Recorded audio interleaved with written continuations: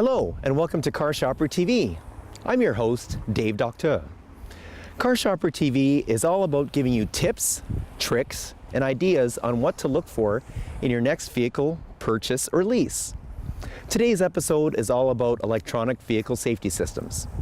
Now, vehicles for decades have come with various safety systems built into them to help protect you in case of an accident. So features such as seat belts and airbags.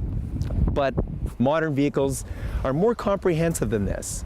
So join me as I show you in this episode how some of these more modern safety systems work.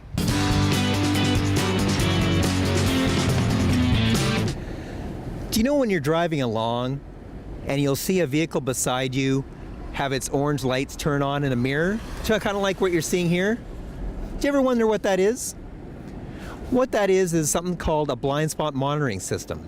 What a blind spot monitoring system will allow you to do is safely make a lane change and figure out what vehicle, if any vehicle, is in your blind spot. This way, the blind spot monitoring system tells you whether or not it's safe to make a lane change. A blind spot of a vehicle is typically the area of a vehicle that a driver can't see past because of the design of the vehicle. Blind spots of a vehicle typically consist of the B pillar, the C pillar, and the D pillar. These last two are the pillars of the vehicle that are behind the rear seat. Now, although a vehicle may have a blind spot system on it, you always want to make sure that you have a vehicle that has a nice big mirror, a side mirror to it, one that you can see along the side of the vehicle, which reduces the blind spot for the driver. Now, although blind spot monitoring systems can be turned off if they're not utilized by the driver, it's always a good idea to keep that blind spot monitoring system on because it is a good safety feature. But whether or not a car does have a blind spot monitoring system equipped on it or not, you always want to make sure, whether it's through the mirror or through a blind spot monitoring system, that you can always see as much past the car as possible so that you reduce your likelihood of getting into an accident. It's quite commonplace to see modern vehicles equipped with backup cameras installed in them, although Transport Canada won't require them to be installed on all new cars until May of 2018. Backup cameras such as this one are quite small, but despite it being quite small, backup cameras provide varying degrees of rear angles behind the cars so that when a driver puts the vehicle into reverse, they can quite easily see what's behind them. Now, many vehicles with backup cameras have these colored lines in the display, as you see, the lines being red, yellow, and green. Now, these lines are what's called lines of trajectory. The lines of trajectory show the driver what vehicle or what object is behind the vehicle in relation to the back of the vehicle. So that way the driver knows how close or how far the back of their vehicle is in relation to that object behind the vehicle. Now, some vehicles with trajectory lines also have the lines turn left and right as you turn the steering wheel. Now, as you see right now, when the steering wheel turns one way, the lines of trajectory turn that same way, and if the steering wheel is turned the other way, the trajectory lines turn the other way as well. The whole idea of that is to show the driver, if the driver turns the steering wheel one way, where is the anticipated position of that vehicle going to be at if the driver keeps turning that way? And those are the lines of trajectory. Now, speaking of electronic safety systems that are designed for the rear of the vehicle, one modern electronic safety system that you're finding on more and more current vehicles is something called a rear cross traffic alert system. What a rear cross traffic alert system will do is detect when there is another vehicle that's about to cross the anticipated path of your vehicle when your vehicle is in reverse going backwards.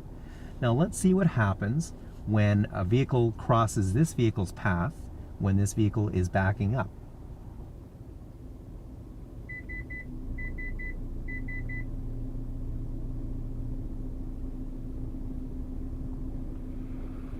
Now, did you see what happened there? What happened there was when this vehicle's rear cross traffic alert system was activated while this vehicle was in reverse, it detected that there was oncoming traffic crossing the anticipated path of this car going in reverse. It detects that whenever the sensors, the rear backup sensors, notice that there is a vehicle and it's likely to cross that path. Now, if you noticed, that rear cross traffic alert system not only detected when that crossing car was in the viewfinder of the backup camera, but it actually detected that crossing car before that camera noticed the car. So let's watch that clip again, but this time watch to see when the crossing car crossed the path and the rear cross traffic alert system detected that car.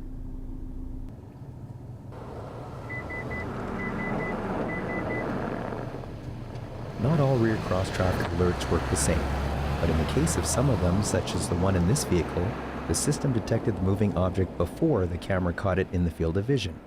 The great thing about a safety item like this is that it doesn't have to rely on the backup camera's field of vision that you see on the screen in order for it to work. Now, rear cross traffic alert systems typically operate using these little black circular tabs in the rear of vehicles such as this. This is what's commonly known as a backup sensor. Now, backup sensors will either come painted on luxury vehicles or newer vehicles. A lot of times though, they are unpainted, so they'll either be black or a dark gray, such as this one here. Now, just because a vehicle comes with a backup sensor does not automatically mean it comes with rear cross traffic alert. With the backup sensors, again, as stated before, what will happen is it can detect whenever a vehicle is in reverse and backing up, it can detect the location of an object behind the vehicle and how close it is to the back of the vehicle. With a vehicle like this sensor is also used for the rear cross traffic alert system. But again, not all vehicles that have the backup sensors have the rear cross traffic alert system. So that's something that you need to be aware of when you're looking to purchase or lease a new or used vehicle. Let me show you how this works. Notice what happens with the backup camera and sensors on this vehicle as I put it into reverse and start backing up towards an object behind me. Now, of course, even with backup cameras and sensors on board, you always want to make sure that it's safe to do so.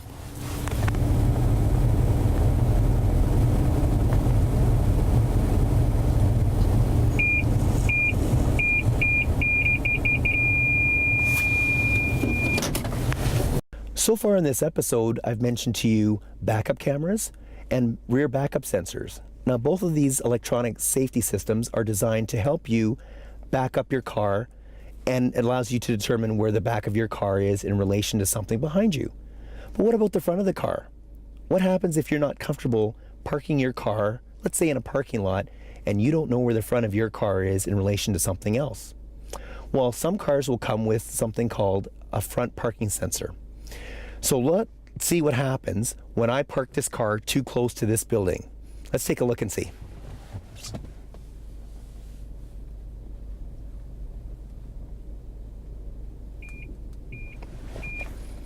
Now, are you noticing that? This car is giving both an audible and a visual warning to tell me that I, as a driver, am too close to the building ahead of me. So I'm just going to put it in park. So what happens is, it detects, based on the sensors that it has up front, whether there's an object or a person that's too close to the front bumper of your car.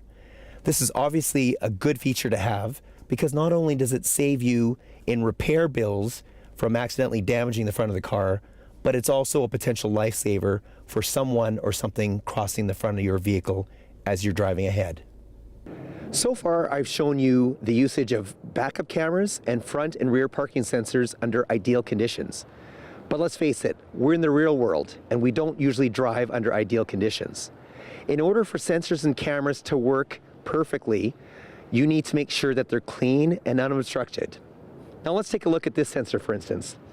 This sensor is somewhat dirty and therefore it's partially obstructed.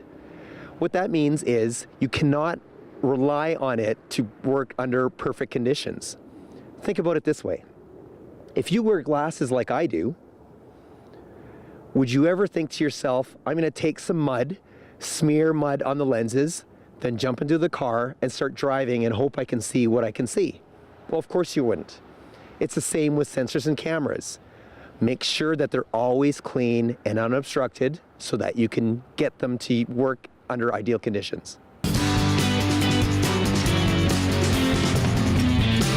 Right now I'm driving on a highway with my radar-based cruise control system on. As you'll notice, I'm quickly approaching a vehicle that's moving slower than I am, that's ahead of me in the same lane as I am. Let's see what happens when the radar-based cruise control system detects this slower moving vehicle ahead of me. Since the vehicle ahead is moving slower than I am, the radar-based cruise control system detects the narrowing gap between my vehicle and the slower vehicle ahead of me. In order to maintain a preset distance between the front of my vehicle and the rear of the vehicle ahead of me, my vehicle starts applying its own brakes to slow itself down. Here you'll notice that the vehicle I'm driving is slowing down because I'm getting too close to the vehicle ahead of me. My speedometer showing the decrease in my speed is the result of my vehicle's radar-based cruise control slowing the vehicle down itself, with me not applying any pressure to the brake pedal. Another electronic safety system that you should be looking for in your next new or used vehicle purchase is something called lane departure warning. Now, a lane departure warning system detects the lines in the road and determines from those lines where the boundaries of each lane are. That allows it to determine where the vehicle is in relation to the boundaries of each lane. Now, I don't recommend what I'm about to do to those of you at home. What I'm going to do is do a lane change to show you what happens when I don't signal and the vehicle thinks that I'm weaving in and out of lanes.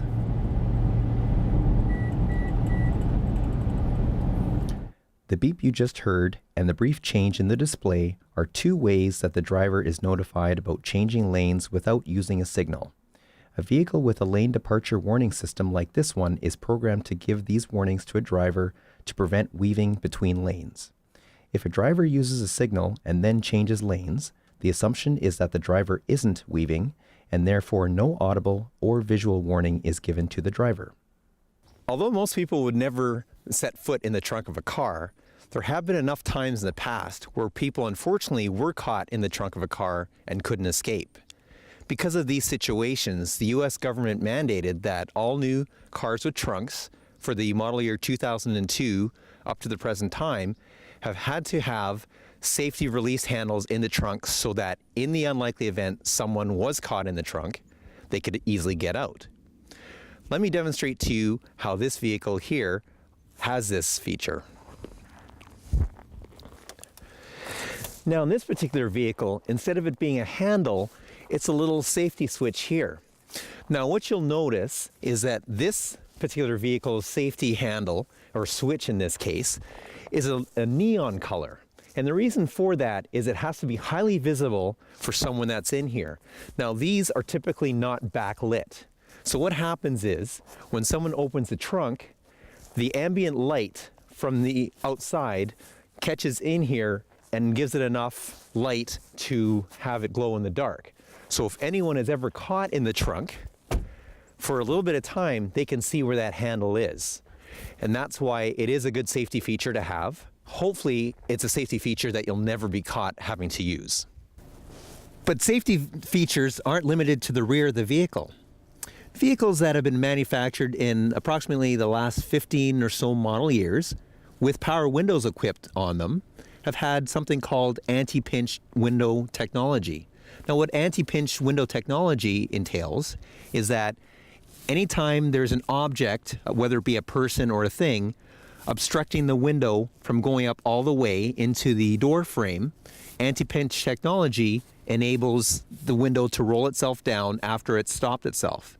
Now, please again, do not try this at home, but watch what happens when I roll this window up and I stick my hand in here.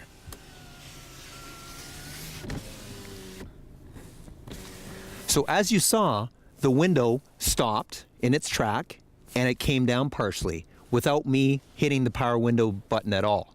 That is what's called anti-pinch window technology. The whole purpose of this is to ensure that no one ever gets injured in a window track. Now, speaking of power windows in a vehicle, every modern vehicle with power windows installed is designed to have you push down on the window switch to roll down the window, and to pull the window switch up in order to roll up the window. It's a design that most of us take for granted and don't even think about, but there's a reason for this commonly designed safety feature. Today I've mentioned a lot of electronic safety systems that come on modern vehicles. Blind spot monitoring systems, backup cameras, even lane departure warning systems. When it comes time to purchasing or leasing a new or used vehicle, you need to think to yourself, am I the type of person that wants to have these electronic safety systems on board? Here's the thing, vehicles nowadays are more expensive than they ever have been. Now, part of the reason for this additional expense is due to electronic safety systems being on board. Maybe you're the type of person that says to yourself, I'm used to doing lane changes and therefore I don't need a blind spot monitoring system on board. I'm very comfortable with backing up a vehicle, so I'm not looking for a backup camera. As well, you may be so used to parking a vehicle in a parking lot that you have no need for a front parking sensor. If you're this type of person that says these type of things to yourself, then maybe you're not looking for a vehicle with all these electronic safety systems on board. But what's your life worth? What's your family's life worth? These are a couple of questions that you need to think about when you're looking to purchase or lease your next new vehicle. Let's face it, none of us want to get into an accident, but inevitably, down the road, we all at some point will get into an accident. So with that thought in mind, do you want a vehicle that doesn't really have electronic safety systems to protect you and your family? Or would you rather have a vehicle that has various electronic safety systems to prevent you from getting into an accident, or at the very least, to reduce your likelihood of getting injured in an accident? It really comes down to cost versus benefit. How much is it going to cost me to have these electronic safety systems on board versus what benefit is it going to provide to me and my family? If a dealer is going to charge you, let's say, an extra $10,000 for electronic safety systems on a vehicle that you're looking to purchase or lease, yet you can only afford $2,000 extra dollars, is it really worth going bankrupt to spend the extra $8,000 on that vehicle? Perhaps that's not the type of vehicle that you should be looking at purchasing in the first place. These are some questions that you need to think about. But at the end of the day, my recommendation to you is to get a vehicle with as many electronic safety systems on board as you can afford. Even if you're not looking to have a vehicle that's going to get into an accident at some point down the road, again, you need to think about at some point you will get into an accident. Even if you don't get into an accident, look at resale. A vehicle that has an electronic safety system or various systems on board is going to be worth more at resale time than a vehicle that doesn't have these safety systems on board. So even if you don't plan on getting into an accident, think about the resale value of your vehicle. That's it for Car Shopper TV today. What are your thoughts? What are your ideas? What would you like to see on future episodes of this program? Tell us. At the bottom of your screen, you'll see our website address, carshoppertv@gmail.com. We'd love to hear from you. So for Car Shopper TV, my name is Dave Docteur. Thanks for watching.